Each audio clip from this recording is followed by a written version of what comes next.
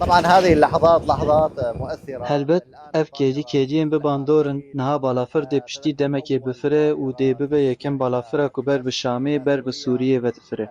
Rastî, Sûrî di nav şahiyekê mezin de bûn. Helbet, rola balyozxaneyê roleke girîng û hestiyar e, bi amadebûna xwe ya li gel wan û bi wê hestê.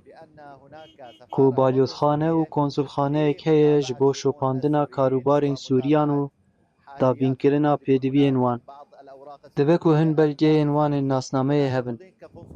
Ew li vir we konsulxane amade ne ji bo şopandina wan belgeyan û davînkirina wan bi awayekî bilez û bi bandor.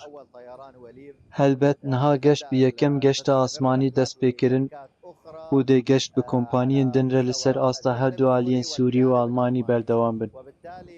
Lewma, niha ji Düsseldorfê ber bi Şamê ve dest pêkir û dê derbasî Heleb, Dêrezor û balafirgehên din ên berdest bibe. Her wiha ji aliyê Sûriye ve jî ji Şaman Helebê ber bi Düsseldorf, Hamburg, Berlîn û balafirgehên din ve. Balyozxaneya Sûriyê kar dike ji bo vekirina hemû kenalan di rêxistina navbera her du aliyan, aliyê Almanî û aliyê Sûrî de.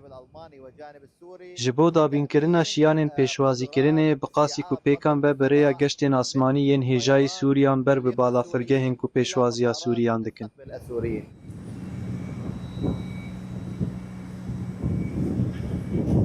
Helbet, ev hesteke nayê wesfandin ji bo me wek Sûrî piştî 14 salên dûxistinê, piştî 14 salên şer. Ku xweteke me ya geşta rasterast ji Almanyayê ber bi Sûriyê ve hebe, ev ji bo me şerefeke mezin e. Bi taybetî bi amadebûna birêz balyoz û karbidestê balyozxaneya Sûriyê li Almanyayê. Amadebûna wî jî me gelekî kêfxweş kir û em neçar bûn ku bibin ji yekemîn kesên amade li ser van xetan da ku em alîkariya welatê xwe bikin. û bi îzna Xwedê beşdarî ji nû ve avakirina wî bibin, em hemû xêrê ji bo Sûriyan û ji bo tevahiya Sûriyê dixwazin.